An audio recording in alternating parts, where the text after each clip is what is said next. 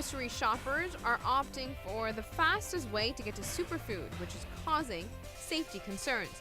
Plus, in today's lifestyle segment, more evidence shows that using mobile devices can disrupt your sleep. And there is a demand for more medical chairs at the Imsung Dialysis Center. 15 on 15 starts right now. Hi everyone, thanks for joining us. I'm Yentl Lieuw. We are delivering 15 on 15 to you from Sasaki Highway in front of Superfood today, and here's why. As you can see, this is Superfood, and it is walking distance from La Cabana and Tropicana, which is located right across the street. But this close proximity doesn't seem to be close enough for the tourists, since many of the visitors are ignoring the safe crosswalk, which is right here, and opting to step onto Sasaki Highway instead to get to the grocery store.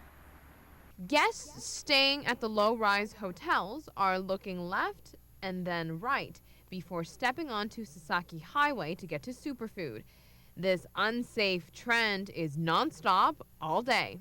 It's a continuous trek all day long for customers coming in and out. As I said, most of the guests are heading over early in the morning or later in the afternoon, but all day long people are looking for a route, a convenient route to Superfood, and then they're coming back with their hands filled with bags of groceries, so making their way across the busy highway. Joe Najjar is the general manager of La Cabana. He is also a resident in the area, and as a driver, he has first-hand witnessed a lot of dangerous instances. And I've seen quite frequently where they're crossing from the west to the east side, and the problem is that they might see the traffic coming from the north, but they do not see the traffic that's coming from Bobali. So it's a kind of a blind sight for them as they're crossing. I've seen also crossings at the level of Tropicana, where they basically cut right in the middle of the highway, because it's a straight, immediate path for them. And obviously all that represents some kind of safety hazard that we obviously want to bring to the attention of those that regulate traffic and signage on the roads. It's not only tourists who takes this dangerous shortcut. Employees of the properties also. If this trend continues, it's an accident waiting to happen. Timeshare guests are of varying age and health. Take a look at this elderly couple here. They are slowed down by the grocery bags they are carrying back with them. Not only are they stopping traffic in the middle of Sasaki, but they themselves are stopping in the middle of the road in order to cross. If something does happen, there will be a series of consequences, and it is indeed bad publicity for the island. It's not so much liability. I mean, the first consideration is definitely safety. But the unfortunate thing is whenever somebody does get hurt, a lot of our customers come to the island without insurance, so it just leads to a domino effect of problems. The next thing they're going to be wanting to know is where do they get medical care, who pays for it, and those things. And of course, it's always just bad publicity when somebody gets hurt. Brian Stedford, the general manager of Tropicana, says there are a few things they'd like to see done to ensure safety for superfood shoppers. Well, ideally, we'd like to start with signage, just advising the drivers that there are pedestrian traffic. Then we'd like to see some signage directing the customers. In a perfect world, we would have sidewalks here, and we would maybe have a gate protecting them from the traffic. But at a minimum, we'd like to see them going to the zebra stripe crosswalks and then having good lighting across the street. Maybe those push-button pedestrian crossing, flashing hand and walk signs that you typically find in the U.S. or Canada at busy intersections. The hotels can only do so much. It is up to authorities to step up and make the changes. Yeah, we've written letters to the various ministers asking them to improve the infrastructure. We've tried to work closely with Superfood on it.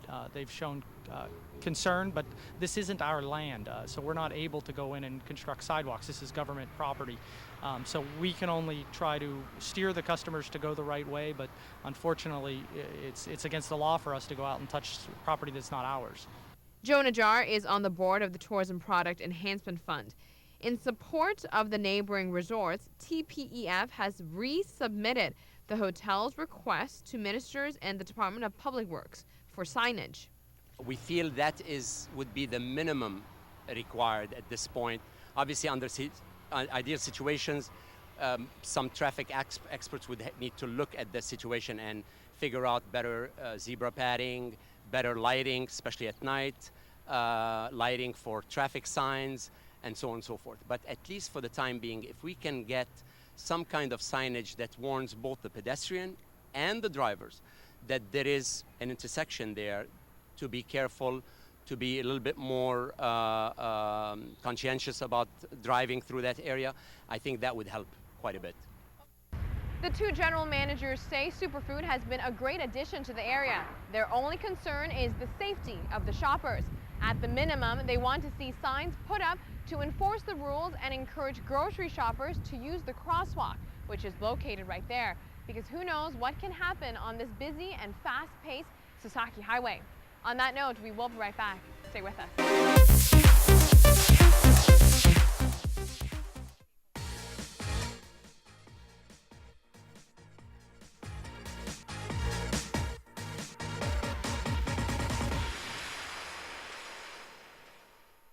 Welcome back from the break. Are you having trouble sleeping since you got your new tablet device or a newer version of a smartphone? Well, this comes as no surprise, seeing as researchers have found that 2 or more hours of exposure to backlit devices suppresses melatonin, which ultimately disrupts your sleep. Researchers say their study shows that a 2-hour exposure to light from self-luminous electronic displays can suppress melatonin by about 22%. This suppression, especially in teenagers, can lead to trouble sleeping at night. If you want a good night's sleep, it is suggested for you to turn off your devices. The blue light emitted by our mobile devices disrupts the body's natural processes. Dimming your backlit devices at night to minimize melatonin suppression is one way to start to prevent from losing sleep. And moving forward in other lifestyle news, rise and shine isn't just a saying anymore. There is one simple thing you can do in your morning to lose weight, and get this, exercising isn't part of the equation. All right, so according to a new study from a U.S. School of Medicine, they say getting up and catching a couple of quick rays may help you drop pounds. Good thing we live in sunny Aruba. There are 2 possible reasons as to why this works. First, exposing yourself to light early in the morning as opposed to later in the day synchronizes your internal body clock, which means that you are more likely to have a natural and steady sleep schedule. And that steady sleep schedule helps your metabolism run more efficiently, which, as you know, can lead to weight loss.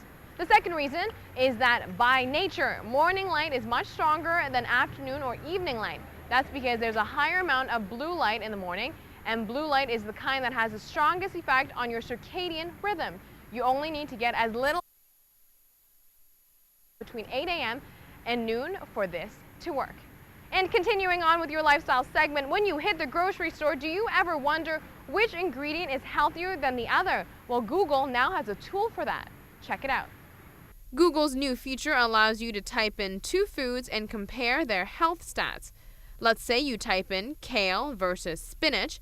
As soon as you hit enter, Google instantly compares their key ingredients. We're talking calorie, fat, calcium, iron, and more.